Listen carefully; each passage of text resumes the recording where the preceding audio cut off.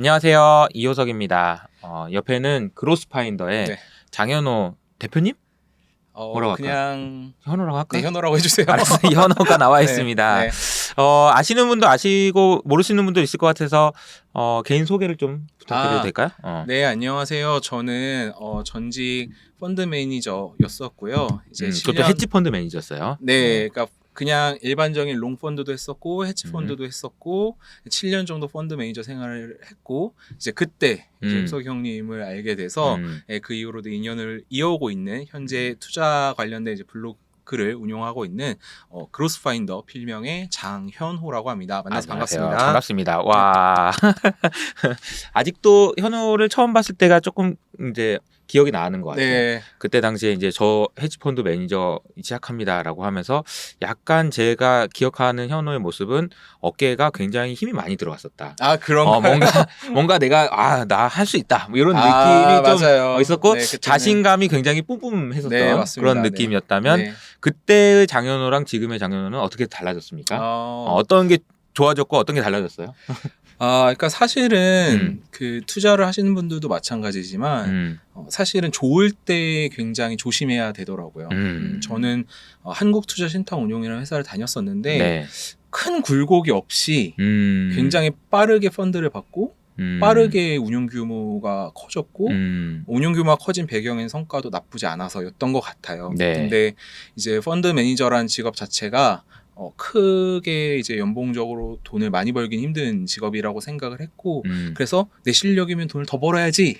네, 이 정도면은 내가 이거 지금 이게 아니고 헤지펀드에서 좀 네. 방구 좀 껴도 되는 거 아닌가 소위. 맞습니다. 그죠? 네. 그럴 때였어, 그죠? 네. 그래서 이제 이직을 했고 첫째 해도 그리고 한 둘째 해 정도까지도 나쁘지 않았었는데 제가 이제 마지막에 근무하던 7년 차 때 뭐 코로나를 포함해서 이제 여러 가지 위기가 왔었고 그때 시장에 겸손해야 한다라는 생각도 많이 하게 되면서 좀 어깨 힘이 내려오지 않았을까. 왜 제가 그렇게 느꼈냐면 네. 저는 그때 어깨 힘이 쭉 빠졌을 때였거든. 나는 진짜 엄청 겸손해질 대로 겸손해져가지고 내 헤지펀드 매니저 하다가 힘들다 하고 있을 때였는데 현호는 이제 시작할 때니까 제가 이제 그때 기억이 할지 모르겠는데 쉽지 않고 만만치 않아. 맞아요. 이런 얘기를 할 때 현호에서 표정에서 읽었던 거는 아니 내가 하면 잘할 수 있을 것 같은데 이런 맞습니다. 표정도 좀 있었던 것 같아요. 맞아요. 그래서 제가 헤지펀드 매니저 3년을 하는 동안 2년 차 정도까지는 계속 그 자신감이 차 있었던 것 같아요. 근데 이제 3년 차 때 조금 이제 힘을 좀 빼야 되는데 그때 형 제가 처음 뵀을 때만 하더라도 제가 사회생활을 한 지 이제 4년 차? 어릴 때였던 네, 어릴 때니까 뭐 지금도 나이가 엄청 많은 건 아니지만 그땐 지금보다 더 어렸으니까 좀 그런 약간의 젊음의 객기 이런 것도 좀 있었던 것 같아요. 그래서 그리고 나서 이제 올해 초에 만나가지고 이제 차 한잔 하면서 얘기를 할 때 제가 받은 느낌이 뭐냐면 이 짧은 시간 안에 엄청나게 많은 경험을 하고 진짜 뭐 성숙하다는 느낌이 좀 들었었어요. 강제 성숙해진 거죠. 그러니까 이게 저도 농담처럼 얘기하는데 헤지펀드 운영을 4년 동안 저도 하면서 느꼈던 게 뭐냐면 남들이 한 10년 동안 한 걸 진짜 압축적으로 하는 것 같아요. 네, 맞습니다. 그만큼 에너지 소모가 많고 스트레스도 진짜 많고 그죠? 그러니까 많은 분들이 제가 블로그에 글 쓰거나 이러면은 물어보세요. 이렇게 넓게 이거저거 다 보시냐. 맞아. 보통 이제 소위 전업 투자자나 이제 소위 이제 개투를 하시는 분들은 좀 자기가 보는 딱 이건 될 것 같다는 거 어떤 압축적으로 몇몇 종목 혹은 업종을 이제 많이 보시는데 그렇죠. 요즘은 또 아니지만 그래도 저는 조금 더 많이 보려고 하는 편인 것 같고 그러다 보니까 이제 왜 이렇게 많이 보세요라고 이제 하셨는데 더 잘하시겠지만 이제 헤지펀드 생활 하다 보면 반강제적으로 이렇게 보게 되잖아요. 예, 그러면서 이제 습관이 된 거예요. 습관이. 예, 맞아요. 저는 이제 애널리스트로 넘어오면서 이런 걸 좀 안 보게 되긴 했어요. 그러니까 왜냐면 볼 게 너무 이거를 따라가는 게 너무 힘드니까 볼 수가 없었고 볼 수가 없는 게 2년이 지나니까 이제 자연스럽게 이제 습관에서 멀어져가지고 저는 이제 많은 종목들을 보고 있지는 못한데 현호는 아직도 진짜 많이 보더라고 뭘. 이거까지 언제 또 봤어 막 이런 느낌이 드는 그런 얘기인 것 같습니다. 그 서두에 제가 인사를 이렇게 드린 이유는 현호가 보면은 나이가 되게 뭐 저보다 훨씬 어린데도 불구하고 제 느낌에는 정말 성숙한 투자자라는 느낌이 들었고 두 번째로는 이 영상을 보시는 많은 분들이 동학개미운동이라고 하는 2020년에 들어왔을 때만 해도 마치 처음 현우를 만났을 때의 느낌처럼 네. 내가 당연히 돈 벌 수 맞아요. 있지 하다가 네. 지금 많은 분들이 어깨에 힘이 빠지고 도대체 어떻게 해야 되지? 이런 고민을 하게 되는, 겸손하게 되는 네, 맞습니다. 그런 상황인 것 같아서 네. 우리가 이제 투자를 어떻게 해야 되는지도 그렇고 지금 시장을 어떻게 봐야 되는지도 그렇고 아주 그냥 허심탄회하게 네. 얘기할 수 있는 분위기를 좀 만들어봤으면 좋겠다. 네. 이런 생각이 좀 듭니다. 맞습니다. 어떤 얘기를 좀 해볼까요? 뭐부터 시작을 해볼까? 사실은 제가 오늘 좀 이렇게 대외적으로 어떤 활동을 하는 것이 처음이에요. 오랜만이죠. 네, 그러니까 제가 제 블로그를 보시는 분들은 아시겠지만 12월 말일 정도에 마지막 거래일에 제가 잠시 휴재를 하겠습니다. 쉬겠다. 네, 라고 말씀을 드리고 사실 지금까지 블로그에 글을 안 쓰고 있어요. 뭐 간간히 인스타 정도에만 간간히 글을 쓰는데 전체적으로 이제 글을 많이 안 쓰고 있어서 조금 어떤 말씀을 드려야 될까 고민을 많이 했어요. 근데 저를 이제 꾸준히 보신 분들이라면 아시겠지만 저는 늘 리스크 관리를 해야 한다라고 말씀을 드리고 있고 특히나 그 배경에는 아까 말씀하셨던 어깨가 힘이 가득 들어있던 장현호라는 사람이 시장에서 많은 일을 겪으면서 어깨가 축 내려갔을 때 오는 어떤 상실감 혹은 좌절감 그러면 그 상실감과 좌절감을 극복하려면 어떻게 해야 할까라는 부분에 대해서 오늘 좀 말씀드려보고 싶어가지고 네, 그래서 오늘 이렇게 찾아뵙게 됐습니다. 그러니까 저는 이제 현호가 유튜브 라이브도 하고 네. 보면은 이제 유튜브 라이브도 가끔 한 번씩 들어가서 들어보면 되게 그 세심한 배려를 하는 것 같아. 말하는 거 하나하나도 네. 이 말이 어떻게 받아들여질까도 고민을 많이 하는 것 같고 네. 그런 느낌을 되게 많이 받았어요. 그래서 오늘도 그런 관련된 얘기를 좀 해주실 수 있지 않을까 그런 생각이 좀 드는데 네. 뭐부터 얘기할까요? 우리 시장 얘기 좀 잠깐 할까? 네. 그러니까 1월 시작됐는데 여러 가지 많은 일들이 있었어요. 네. 그러니까 자연스럽게 휴재를 하게 된 배경을 이제 좀 말씀을 드려보면 왜 쉰다고 그랬냐? 네. 갑자기. 네. 저도 깜짝 놀랐거든요. 뭔 일 있냐? 뭐 이랬거든. 뭐 결혼해? 아니면 뭐 뭐야? 뭐 제일 많이 들은 게 결혼하냐? 아니면은 뭐 누가 악플 달았냐? 그러니까 뭐 섭섭한 게 있었어? 네. 뭐 이런 거죠. 네. 근데 이제 그런 건 사실 전혀 아니었고 정말 솔직하게 말씀드리면 제가 여러분들에게 드리고 싶었던 메시지를 이미 11월, 12월을 거치면서 많이 드렸어요. 근데 1월에도 그 메시지를 계속 드리다 보면 좀 피로하실 수도 있겠다라는 생각도 들었고 왜냐하면 제가 드리고 싶은 메시지가 그렇게 강세론자의 뷰는 아니었기 때문이에요. 예, 그러다 보니까 조심하자라는 말씀을 계속 드리면 블로그의 반응들이 계속 이제 그 말씀을 하세요. 예를 들어서 현금을 가지고 좀 언제 쓸 때를 고민합니다라는 글을 쓰면 그럼 현금멍이 없는 사람은 어떻게 해요? 그래서 그러면은 이제 제가 이럴 땐 현금을 좀 가지고 계세요라고 말씀을 계속 드려도 많은 분들께서는 그게 마치 제가 약간 거봐 내가 맞췄잖아 이런 느낌을 받으시는 수도 있겠다 싶어가지고 그냥 제가 그냥 잠시 나도 재정비의 시간을 가지자 이렇게 말씀드렸고요. 그 이유에 대해서 이제 뭐 간단하게 제가 얼마 전에 했던 라이브를 이제 간단하게 그냥 띄워놓고 좀 말씀을 드려볼게요. 네. 제가 작년에 여러분 이젠 좀 조심하세요. 혹은 현금을 가져가세요. 라고 말씀드렸던 뭐 여러 가지 기준이 있지만 가장 큰 기준 2개가 있었어요. 첫 번째는 IPO가 많을 때. 근데 이 얘기는 워낙 많이 하셨으니까 그쵸? 제가 오늘 특별히 이호수 아카데미에서 조금 더 디테일한 얘기를 좀 해보도록 하겠고. 네. 두 번째는 이제 신용 잔고가 높아졌을 때예요. 네. 근데 현재는 너무 버블할 때. 네. 그러니까 버블이라는 어떤 결과도 결과지만 사람들의 마음이 많이 벌고 싶다는 어떤 그 들썩들썩임으로 어떤 욕망이 가득할 때를 좀 조심하자. 라고 이제 말씀을 드리는데 현재 상황은 코스닥도 신용잔고가 꽤 높고 네. 그 다음에 1월 27일에 LG 에너지솔루션 IPO도 있고 또 그 주 주말에 설도 있어요. 그럼 또 작년 추석을 좀 생각해 보거나 작년 설을 생각해 보면 설 주에는 또 좀 장이 쉬는 경우가 있어요. 그런 경우가 많았죠. 네. 그러면 이제 이건 무엇을 의미하느냐? 변동성이 크다라는 걸 의미해요. 그러니까 매크로도 변동성이 크지만 수급적으로도 변동성이 큰데 소위 선수들이 아니고서야. 저도 지금 1월 달에 고전하고 있지만 진짜 제 주변에 저보다 더 잘하는 선수들은 또 돈을 벌어요. 그렇지만 선수들 진짜 네. 대단해. 아무튼 네. 진짜 하루하루 예를 들어 오늘 이 촬영하는 당일에 지금 애플카가 엄청 화두인데 애플카 종목을 아침에 거침없이 주식을 사서 또 먹어요. 그런 이제 선수들의 플레이를 하시는 게 아니라 전통적으로 그냥 사서 회사에서 일하고 가끔 이제 보고 이러신 분들은 돈을 벌기 너무 힘든 장이다라는 생각이 좀 들어서 일단 휴재를 하게 된 배경이고요. 그래서 조금 더 디테일하게 하나하나 좀 짚어가면서 네. 말씀을 드려볼게요. 자, 일단 LG 에너지 솔루션 상장이 지금 제가 제일 첫 번째로 써놨고 1월 27일에 네. 상장하는 거 아실 거고 지금 기사에 기관 수요 예측으로 1경 즉 만조가 넘었다. 만조. 네, 그러니까 1경으로 하면 감이 안 오니까 만조를 넘었다. 제가 얼마 전에 저희 딸이 지금 초등학교 3학년이거든요. 네. 아 4학년 이제 올라가요. 그래서 이제 수학을 좀 가르쳐 주려고 숫자를 배우는데 네.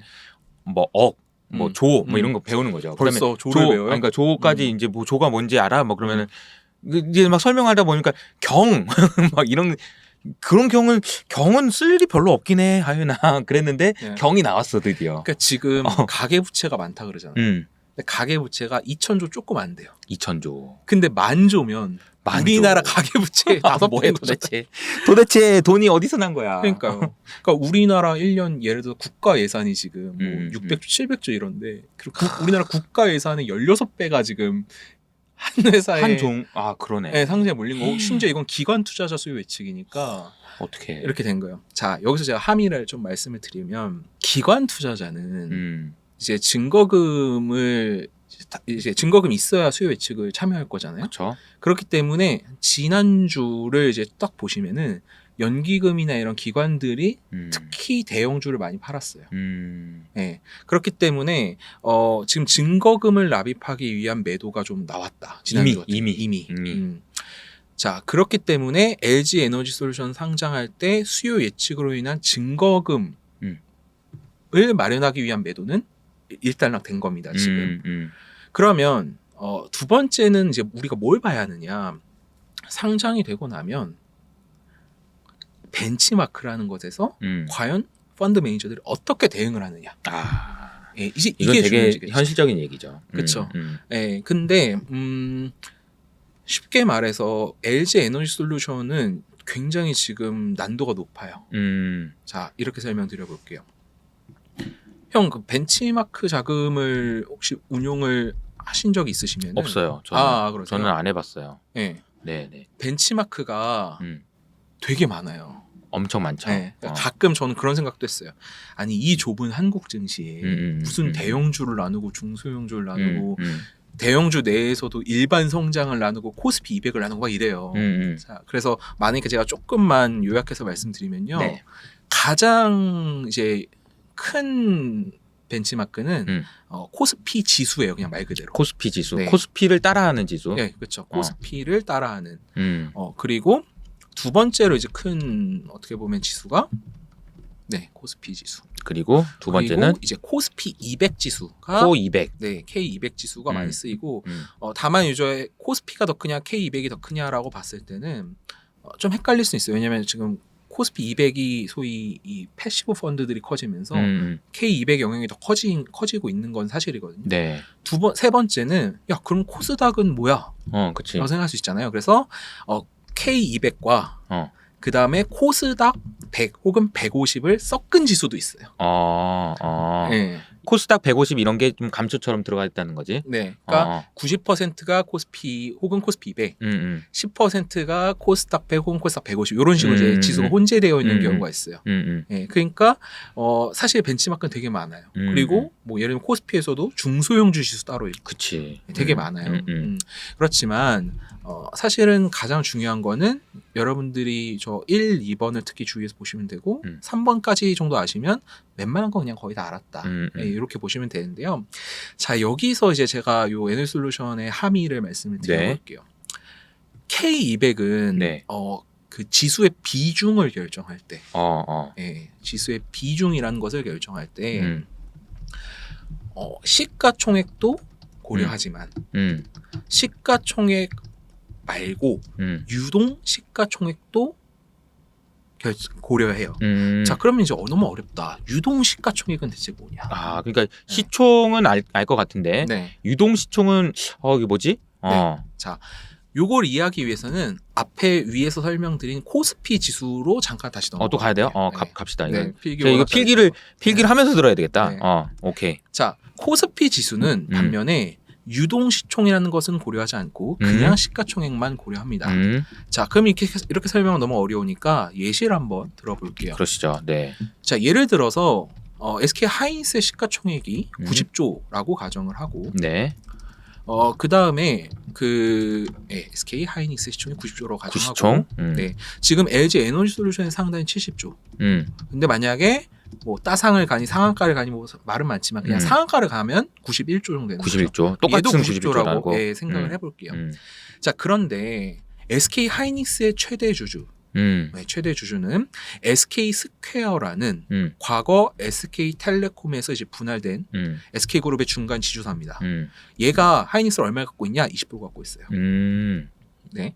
근데 LG 에너지 솔루션은 최대 주주가 뭐 80에서 85%를 이제 가지게 되죠. 뭐 우리 사주 이렇게 결과적으로는. 네, 결과론적으로는. 자, 그러면 이제 우리가 생각을 한번 해보자는 거예요. 과연 똑같은 90조인데 얘가 85%요? 네.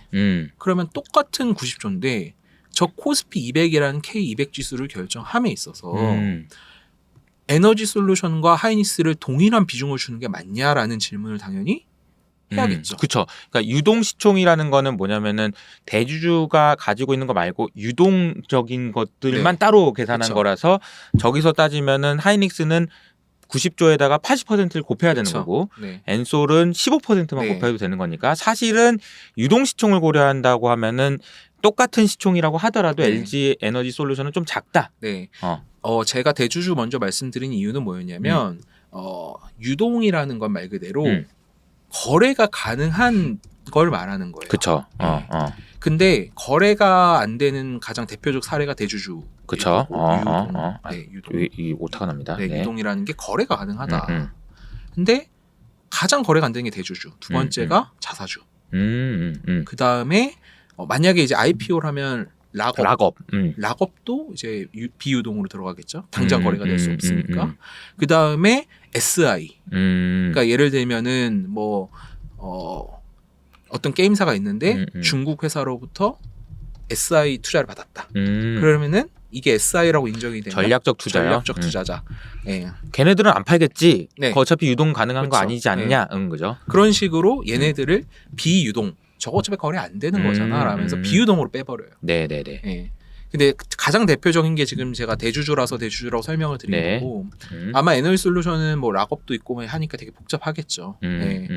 이제 그러다 보니까 아마 LG 에너지 솔루션의 이 코스피 200 지수의 비중을 결정할 때는 생각보다 안 크네라고 생각할 수도 있어요. 네. 그런데 여기서 이제 전직 펀드 매니저로서 두려운 건 뭐냐?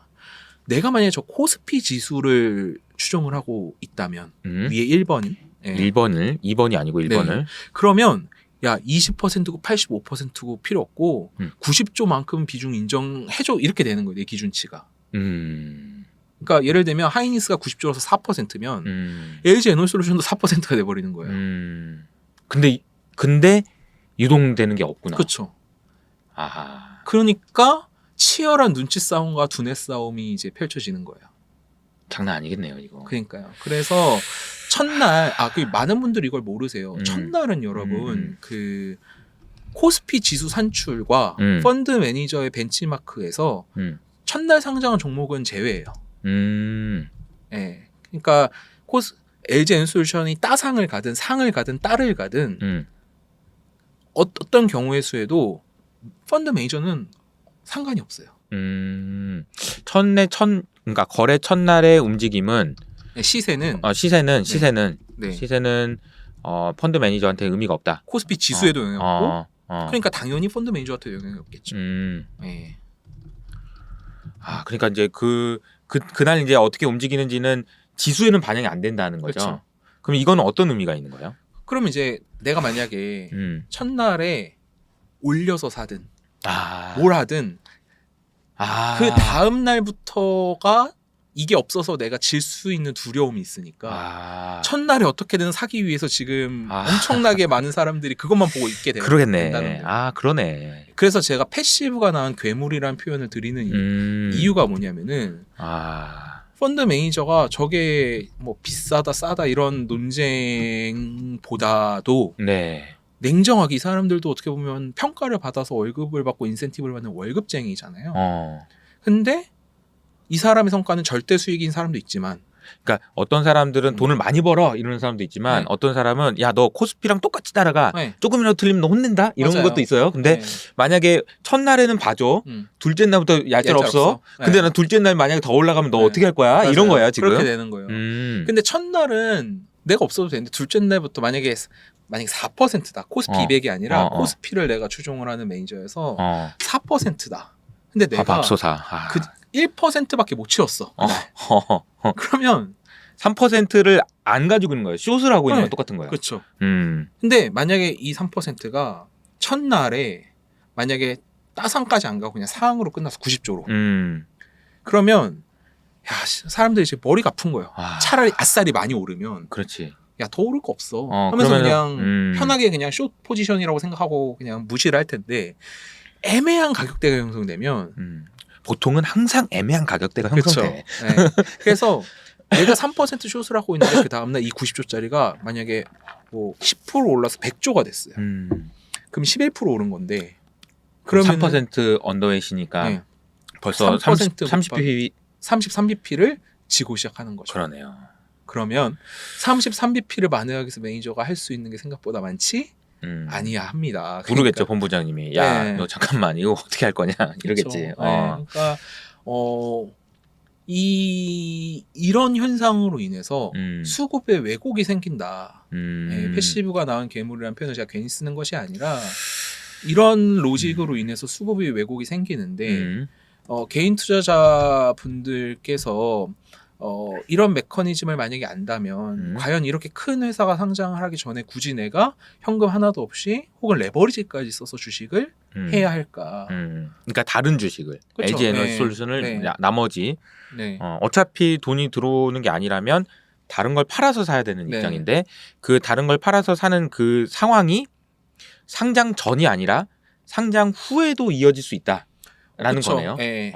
근데 아까도 말씀드렸지만 너무 많이 오르면 나는 그냥 안 채우고 숏 포지션인 상태로 갈래 라고 매니저들이 의사 결정하면 생각보다 다른 주식에 영향이 없겠죠. 그러니까 제가 드리고 싶은 말씀은 시장이 무너진다는 얘기가 절대 아니고 그런 리스크가 있으니 상장 후에 매니저들이 어떻게 대응하는지 가격이 어떻게 형성되는지를 보면서 대응을 해도 늦지 않다. 충분히 기회가 있다라고 이제 말씀. 일단 1월은 쉬어야 되겠다라는 생각인 거고 이거 하나로 봐도 그죠?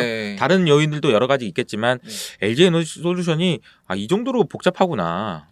어쨌든 그렇네요. 규모가 워낙 크고 유동 비율이 낮다라는 게 의외로 이런 영향을 줄 수 있겠구나. 네, 맞아요. 근데 그 얼마 전에 혹시 윤지호 센터장님 3% 나가서 하신 말씀은 못 봤어요. 네, 그 거기에 이제 센터장님께서 좀 약간 베어리시하게 보시니까 거기서 이제 뭐라고 말씀하시냐면 이제 이베스트 기준으로 약 지금 LG 에너지솔루션이 70조 포함해서 200조에서 250조의 IPO 풀이 예상이 된다.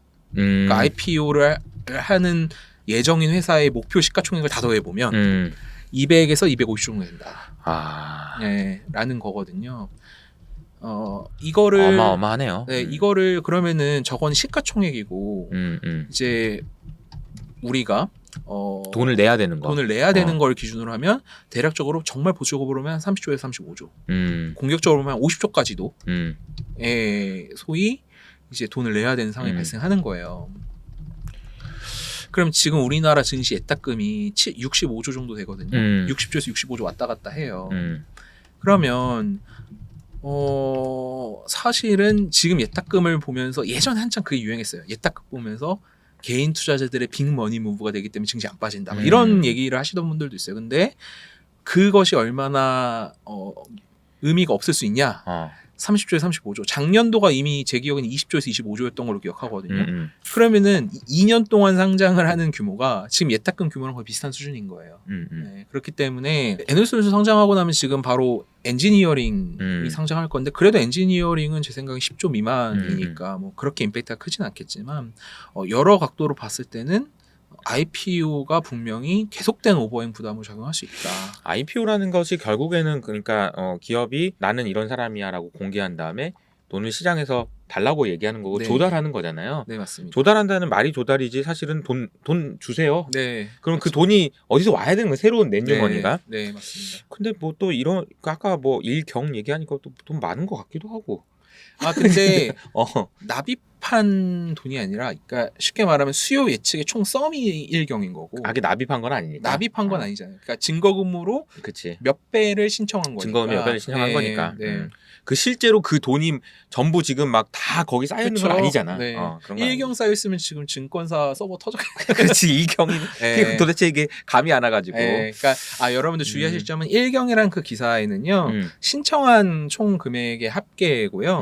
증거금이 예를 들어서 뭐 100이다. 그러면 실제로 신청하는 건 훨씬 더 많은 금액을 신청하기 때문에 증권사에 지금 들어가 있는 돈이 일경은 아닙니다, 여러분. 오케이, 알겠습니다. 자, 그러면 LG 에너지 솔루션에 대해서 아주 자세하게 알아봤는데 뭐 펀더멘탈도 봐야 되겠지만 네. 이 수급은 매우 특이하기 때문에 좀 잘 봐야 되겠다 이런 네. 생각이 좀 드네요. 네. 그리고 또 있지 않아요? 뭐 이것만 가지고 뭐 취자 뭐 이런 얘기는 하지 않았을 것 같은데. 네, 그 다음에 이제 세 번째로 좀 넘어가 세 번째로? 보면, 네, 제가 지금 여기 줄을 거놨던 네. 금투와 사모펀드의 연말 대규모 매수가 오히려 수급적 부담으로 작용을 할 것 같습니다라고 이제 말씀을 드렸던 이유는 뭐냐면은 하도 대주주 요건 하니까 네, 하도 대주주 요건 하니까 그 배당락에 맞고 그 다음 날 제 기억이 맞다면 28일, 29일에 29일, 30일인가 하여튼 이제 그 양일간에 사모펀드와 금투가 엄청난 금액의 주식을 매수했어요. 특히 코스닥에서. 네, 그 이유는 대부분의 이제 대주주요건 해당되는 종목들이 개별 주식이 많다. 그러니까 우리가 아는 삼성전자, 하이닉스보다는 소위 코스닥에서 뭐 전기차 주식이나 뭐 엔터나 게임이나 이런 게 많을 거다라고 하면서 이제 그 주식을 개인이 많이 판 주식을 쫙 스크리닝을 해요. 네, 그런 다음에 금투가 그 주식들을 이제 사모 펀드라게 지른 거죠, 소위. 그리고 그게 1월 그러니까 단순히 배당 뭐 차익 거래 이거 외에도 이런 수요가 분명히 있었을 거라는 거죠. 배당 차익 거래는 되게 미미해요. 그래요? 올해는. 네. 그 대주주 요건 때문에 예를 들면은 뭐 게임 회사 중에 여러분들이 요즘 유명하게 아실 법한 뭐 C 회사, W 회사 뭐 이런 회사들이 작년 연말과 올해 연초에 한 번 막 20%씩 오르고 막 이런 날들이 있었어요. 그런 날들이 있었는데 그게 제가 제주도 여행을 갔을 때였거든요. 한 첫날은 막 오르는 거예요. 그래서 대단하다 힘 했는데 제주도 여행 이틀차, 3일차 이렇게 되니까 갑자기 코스닥이 막 빠지는 거예요. 수급을 체크해 보니까 사모펀드 금투가 엄청 많이 파는 거죠. 왜냐하면 이벤트 매매예요, 이런 거는. 이벤트. 그러니까 무슨 소리냐면 이거는 이벤트 드리븐 전략이죠. 그렇죠. 그러니까 개인 투자자들이 많이 판 건데 좋은 아이디어긴 하나. 네, 그들이 다시 살 거니까 고 매수에 내가 던질 거야라는 소위 이벤트 매매인데 문제는 뭐냐? 너무 사모와 금투가 극렬하게 사서 주가가 오르면 개인 투자자 입장에서 어떠겠어요? 못 사는 거죠. 안 사고 싶어질 거 아니에요. 그러니까, 모든 전략은 가격의 변수야. 그쵸. 가장 큰 변수야. 그러니까 야 누군가 사주는 애가 있어야 내가 던질 수 있는데 던질 수 있는 애가 그러니까 사주는 사람이 없는 사주는 거지. 사람이 없으니까 내가 던지지를 못하고 호가가 뻥뻥 뚫려 있으니까 주식이 후투툭 이렇게 밀리는 거예요. 네. 그렇군요. 그래서 요거가 리스크가 좀 있을 수 있다라고 말씀드렸는데 제가 밑줄을 친 이유는 뭐냐면은 지난주 후반을 기준으로 해가지고 지난주 네, 저것도 거의 다 마무리된 걸로 지금 제가 봤을 땐 보여져요. 그래서 1번 요인 중에 증거금을 위한 매도는 마무리된 것 같고 다만 상장 후를 우리 한번 체크해 보자라고 막 말씀드렸고 3번 요인은 지난주 금요일에 꽤 이제 해소가 됐다. 그렇게 보면은 네. 지금 이제 얘기를 하나하나씩 점검해 보고 있는데 네. 사실 이게 약간 액땜한 것 같은 느낌? 맞아요. 연초부터 왜 이렇게 안 좋아라고 얘기해서 수많은 일이 있어요. 오비락처럼 하필 또 연준에서 또 뭐 양적 긴축을 한다는 정말 이런 맞아요. 얘기 나온 데다가 국내에서는 막 수급이 막 우르르 막 이 얘기 오스템 얘기까지 막 이러니까 사실 너무 악재가 겹치면서 그냥 한 번에 해소되고 이제 가는 거 아닌가 뭐 이런 생각도 조금 드는데. 네. 그러니까 저는 그럼 너는 그렇게 잘 알면 너는 지금 1월 달에 최소한 빵프로 혹은 플러스냐라고 물어보시면 아니에요. 저도 지금 1월 달에 좀 고전을 하고 있어요. 뭐 제 포트 전체 기준으로 한 2, 3% 손실을 보고 있거든요. 근데 제가 현금을 해놨을 거잖아요. 근데도 마이너스가 나는 거는 그치. 다른 보수적으로 했는데도 주식 계좌 전체에서는 손실이 뭐 2, 3%보다 크게 났다는 거겠죠. 그래서 제가 이제 말씀을 드리는 거는 뭐냐면 왜 그럼 너는 아예 현금을 한 게 아니라 주식을 가져갔냐. 왜냐면 제 마음속에 어떤 불안함이 있었어요. 뭐 1월 제뉴얼 이펙트 중소형주 효과. 그러니까 1월 달은 전통적으로 중소형주가 강세를 보이는 현상이 있다라는 제 마음속에 기대감이 있었던 거예요. 그러니까 아예 당연히 현금은 당연히 못 하고 주식을 갖고 있는데 그 포지션은 되는 거죠. 제 생각에는 소위 진짜 잘하는 사람들 중에서도 1월 달에 터진 사람들 저는 잘하는 사람은 아니지만 포함해서는 어떤 느낌이냐면 그 중소형주 효과에 대한 기대감이 있었던 거예요. 막연한. 예. 혹은 뭐 당연히 오르겠지 한 번쯤. 네.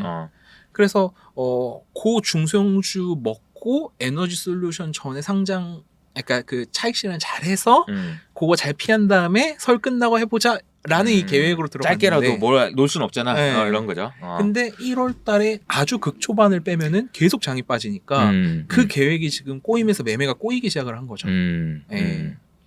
그리고 최근에 이제 삼성전자, 하이닉스, 포스코 이런 회사들, 그러니까 삼성전자는 나왔고 포스코도 나왔고 하이닉스 곧 나올 건데 4분기 실적들이 다 지금 컨센서스를 하회할 거다라는 얘기가 나오고 있어요. 오늘 삼성전기 리포트가 나왔는데 3,800억 컨센인데 3,200억 정도. 근데 이유는 일회성이다. 근데 형 잘 아시겠지만 우리나라 기업들의 그 4분기 실적 고질병 있잖아요. N회성 비용이라고 하죠. 네. 보통. 일회성 비용에 따른 컨센서스 하회. 그거 괜찮아. 네. 그리고 성과가 없어서 그래. 근데 성과 그러면 내년은 안 줘? 그렇죠. 내년도 줄 거잖아. 뭐 잠깐 그런 게 그래서 있어요. 저는 회사 탐방을 가면 이거 좀 여담인데 꼭 물어보는 게 인센티브 반영 어떻게 하세요? 꼭 물어봐요. 그래서 이제 그런 식으로 이제 좀 뭔가 영향이 있었던 것 같고. 그것도 일종의 인건비죠. 그것도. 그렇죠. 그래서 4분기 아마 제가 굉장히 좋아하고 친한 유명관 애널리스트도 아마 그 얘기를 했을 거예요. 맞아. 얼마 전에 나와서 4분기는 실적이 안 좋을 거예요. 얘기했어요. 근데 4분기에 내려가면 기계적으로 뭐가 내려가겠어요? 22년 추정치가? 같이 내려오지. 같이 내려가죠. 이렇게 내려오다가 이렇게 내려오죠. 같이 내려가겠죠. 그리고 오늘 하이닉스 리포트가 나왔는데 하이닉스 그 키움증권의 박유학 애널리스트님께서 내신 자료 보면 1분기도 컨센서스를 하회할 가능성이 있다는 리포트가 나오고 있어요.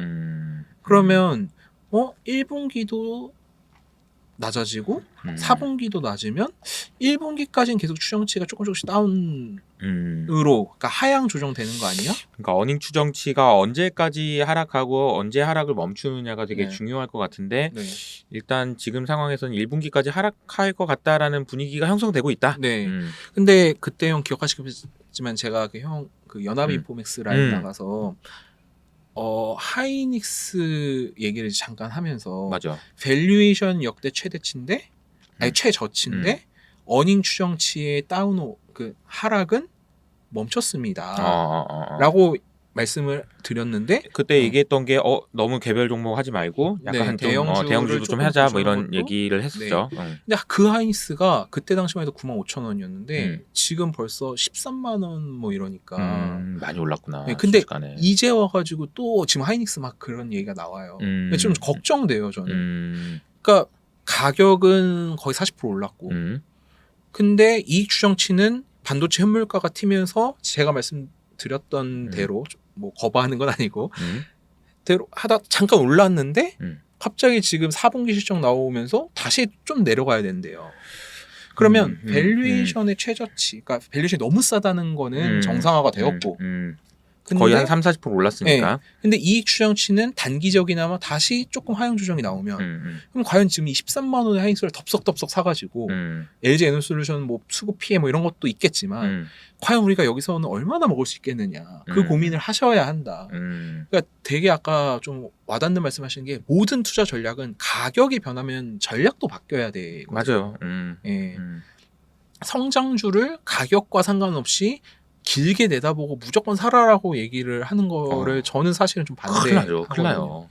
그러면 안 되지. 네, 그러니까 꼭 제가 여기 나와서 저를 잊으셔도 좋으니 꼭 기억하셨으면 좋겠는 건 모든 투자의 전략은 가격의 변화가 나오면 투자 전략에 대한 변화도 함께 고민하셔야 한다. 그럼요. 라는 부분을 꼭 말씀드리고 싶고요. 그래서 이제 그런 부분 때문에 저 3번 요인은 그래도 해소됐습니다라고 좀 희망찬 메시지를 드려보는 그러면 거죠. 어쨌든 지금 뭐 설 얘기도 하고 이렇게 얘기하긴 할 텐데 우리가 뭐 시간이 생각보다 많이 돼가지고 그런가요? 얼마나 지났어요? 40분 지났는데. 진짜요? 제가 말이 너무 많았나 봐요.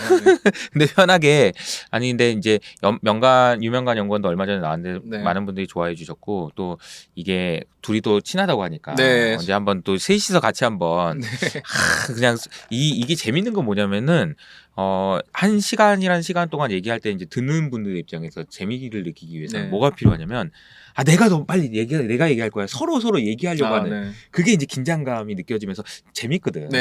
그걸 한번 좀 해보고 싶어요. 나중에. 유명관 연구원이 친하다고 하니까 또 둘이서 이제 얘기하면 야 그게 뭔 말이야? 뭐 이러면서 이제 얘기할 수 있는 그게 되게 중요한 거거든요. 아마 이제 저 유명관 연구원 옆에 있었으면은 또 그거 다 끝났어. 그거 사부님 내가 다 얘기했어. 뭐 이런 식으로 얘기하면 아주 재밌는 분위기가 연출되지 않을까. 그렇죠. 시장 얘기를 하는 것도 재밌는데 사실 뭐 도대체 뭐 사람이 하는 일이잖아요. 또 이게 그런 얘기도 좀 들었으면 좋겠다는 생각이 들고 그러면은 슬슬 이제 좀 뭔가 이게 시장에 대한 이야기를 어느 정도 좀 한 것 같으니까 올해는 어떻게 투자를 했으면 좋겠다. 이런 뭐 마음 자세 내지는 뭐 시장을 어떻게 보고 계신지 뭐 이런 얘기도 좋고. 사실 저는 2022년이라고 뭐 특별한 전략이 있다라고 생각하지는 않아요. 저는 항상 제 포트폴리오를 관리를 할 때는 크게 보면 3개의 축으로 관리를 하고 있고요. 3개의 축? 네. 첫 번째는 이제 저는 그 배당을 좀 투자를 하는 편이에요. 배당 투자를. 근데 그냥 배당주 투자를 하는 것은 아니고요. 탑다운에 부합한 배당주를 투자하려고 해요. 오케이. 그래서 좀 조심스러운데 제가 작년 2월부터 인스타나 블로그나 계속 말씀드렸던 게 뭐냐면 금융주를 자꾸 그 시장금리 오르면 따라 사고 시장금리 빠지면 따라 팔고 이렇게 하지 마시고 딱 밴드를 좀 정해드렸어요. 그 은행주 기준 PBR 0.4배에서 0.5배 사이면 사고 이게 이제 오르면 한 0.7배가 이제 넘어가는 구간이 올 거라고 저는 생각하고 있는데 넘으면 그때부터는 사지 마셔라. 혹은 파시는 것도 고민하셔라. 그래서 이제 그리고 이제 두 번째로 좋게 보는 포인트는 이제 예를 들면 고려형 같은 종목들은 작년부터 이제 꾸준하게 말씀드리고 있는 건 뭐냐면 쉽게 말하면 재련 회사가 이제는 재련 회사가 아니게 되는 변곡점에 있다. 이게 뭐예요? 무슨 말이야? 그러니까 고려형 같은 회사는 현재 새롭게 투자하고 있는 분야가 폐 배터리 재활용과 관련된 부분, 성장할 수 있는 동력이 좀 찾아가고 있다. 네, 그리고 동박과 관련된 부분. 근데 그 50만 원에서 55만 원을 기준으로 보면 배당 수익률이 약 2.8에서 3% 정도 하기 때문에 예금보다 좀 높은 수익률의 기대되고 회사가 변하는 어떤 성장의 그 포인트를 함께 동행하고 싶으신 스타일의 투자자라면 조금 길게 보고 접근하셔도 될 만한 어떤 투자 아이디어라고 말씀을 드리고 있고요. 너무 경쟁력 있고 좋은 회사죠.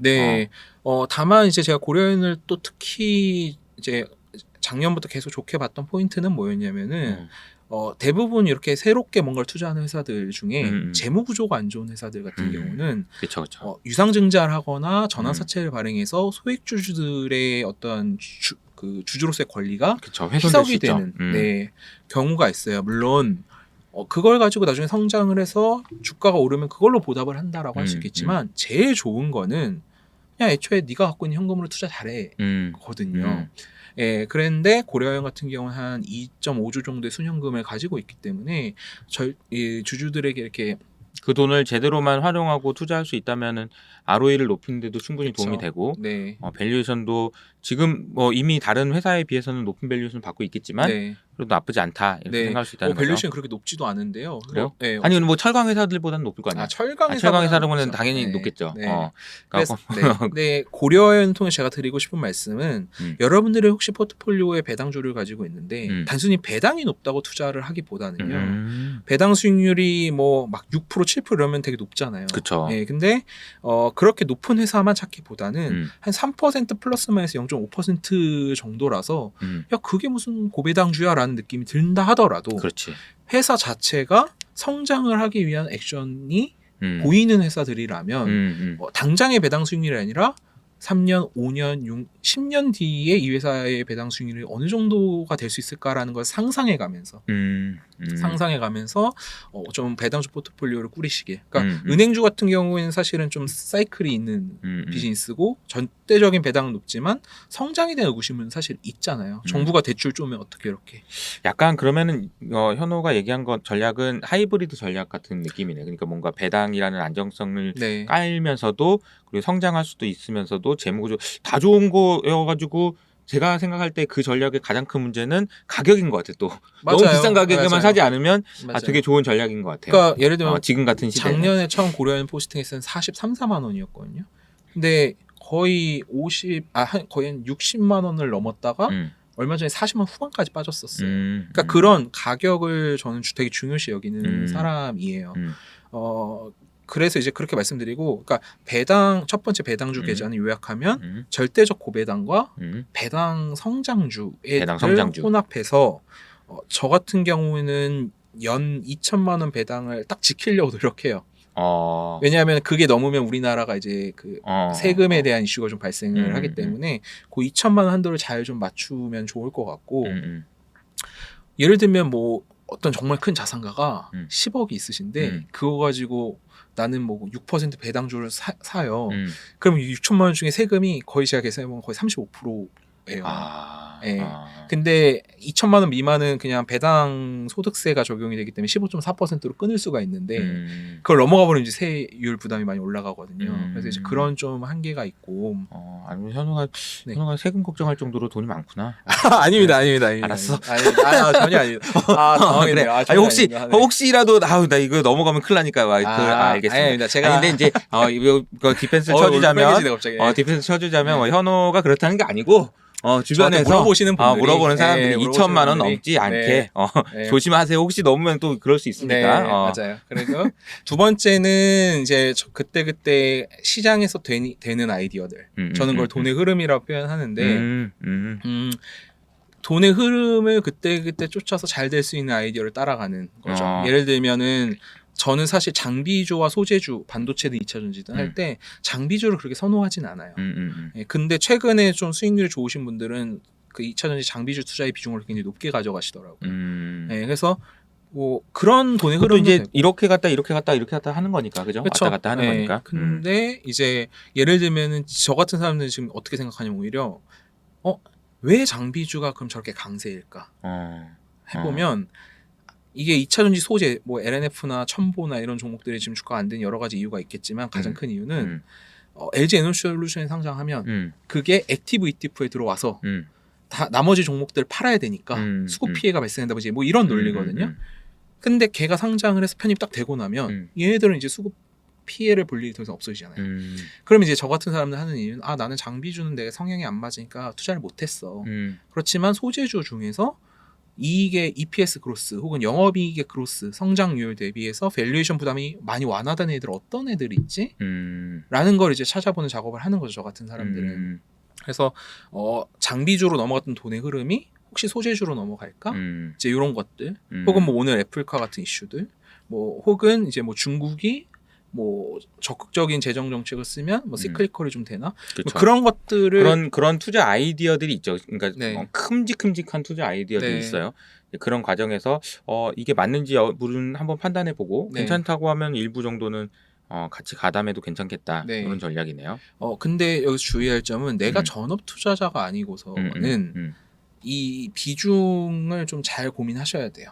둘 중에 어떤 걸 많이 해야 되느냐. 그러니까 저랑 친한 분 중에 이렇게 뭐 직업이 이렇게 교사시거나 공무원이신 분들은 제가 뭐 이렇게 만나서 주식 관련된 대화를 할 때 막 이렇게 게임주 이런 거 얘기 잘 안 해요. 그런 분들 만나서는 한 6에서 8%의 복리 효과를 누릴 수 있는 배당과 관련된 이야기를 많이 해요. 사람에 따라서 다 다르다는 거죠. 그렇죠. 네. 근데 이제 트레이딩을 그러니까 사람에 하시는 따른 뭐 나이도 그렇고 투자 성향도 그렇고 들일 수 있는 시간도 그렇고 네. 다 다르니까 네. 각자 다 모든 사람에 맞는 그런 전략을 현호가 짜줄 수는 없겠지만 네. 각자 생각을 하는 거죠. 네. 그리고 이제 마지막 세 번째는 저는 늘 현금 계좌를 따로 만들어놔요. 네. 그러니까 그렇게 해야 제 욕심이 좀 제어가 되더라고요. 근데 현호 입장에서는 그렇지 현금이 필요한 거지. 현금이 어느 정도는 자산 배분이라고 할 수도 있고 네. 아니면은 비중 조절이라고 할 수도 있는데 네. 그 고민을 꼭 해야 된다. 네. 그러니까 왜 그러냐면은 왜 현금 계좌 따로 만들어? 그냥 여기서 팔아놓고 현금 갖고 있으면 되잖아요. 인간이 그렇지가 않아요. 네. 그렇죠. 네, 저는 항상 다 삽니다. 네, 그러니까 뭐가 들리면 사고 싶기 때문에 그렇죠. 강제로 빼놓지 않으면은 자꾸 그걸 사게 되더라고요. 네, 그래서 그런 부분들에 대한 좀 고려가 좀 필요하다라는 말씀을 드리고 있고요. 네. 뭐 더 디테일하게 말씀드리면은 좋겠지만 오늘 뭐 오늘은 좀 첫 인사하기도 하고 그러니까 요 정도로 좀 마무리를 하면 좋을 것 같고요. 네. 자주 이렇게 보면 좋을 것 같아요. 오늘 얘기하니까 되게 편하고 좋다. 네. 제가 완전 투머치 토커네요. 50분 지난 줄도 몰랐어요, 지금. 아니 그만큼 내가 이게 편하게 해준다는 거지. 맞아요. 명관이도 되게 편했다라고 계속 강조하더라고요. 그러니까 이제 모르겠어요. 제가 이제 왜 편한지는 잘 모르겠지만 그냥 알아들어서 그런가? 아무튼 근데 아까 제가 그 노트 필기하면서 보여드린 것도 이것도 보시면은 오늘 얘기했던 거 좀 생각해 볼 수 있는 것 같아요. 지금 보면은 벤치마크가 뭔지도 얘기하고 유동 비중 뭐 이런 거 따져 보니까 LG 에너지 솔루션은 어떤 영향이 있는지 하고 등등 IPO 얘기하고 금투 얘기하고 진짜 많은 얘기를 했습니다. 여러분 재미있으셨는지 모르겠는데 여러분들 투자에 분명히 도움이 되실 것 같고요. 앞으로 자주 이렇게 모셔서 재밌는 이야기 그리고 또 시장을 시장 얘기 너무 깊하게 하는 것도 그렇지만 우리가 사는 얘기도 좀 하고 너무 좋을 것 같아요. 다음에 또 나와주실 것을 부탁드리면서 마무리 인사하시죠. 네. 네, 제가 효치님들입니다. 효치님들. 네, 효치님들 안녕하세요. 그로스파인더는 뭐지? 근데 애칭이 있나? 애칭이 아직 없나? 제가 그때 정한다고 그랬었잖아.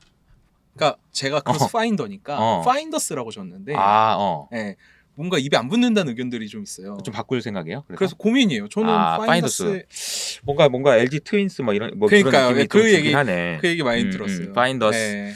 어쨌든 크로스 파인더, 크로스를 파인드 찾으려고 하는 노력하는 현호. 앞으로도 많이 좀 부탁드립니다. 네, 효치님들, 파인더스님들, 제가 오늘 나와서 여러 가지 말씀드렸는데 좀 어려우셨을 수도 있을 것 같아요. 혹시나 채널에 뭐 질문이 좀 남는다면 댓글을 남겨주시면 제가 가능한 범위 내에서는 답변을 좀 드려보도록 친절한 하겠습니다. 현호 씨입니다. 네, 들어주셔서 너무 감사합니다. 감사합니다. 네.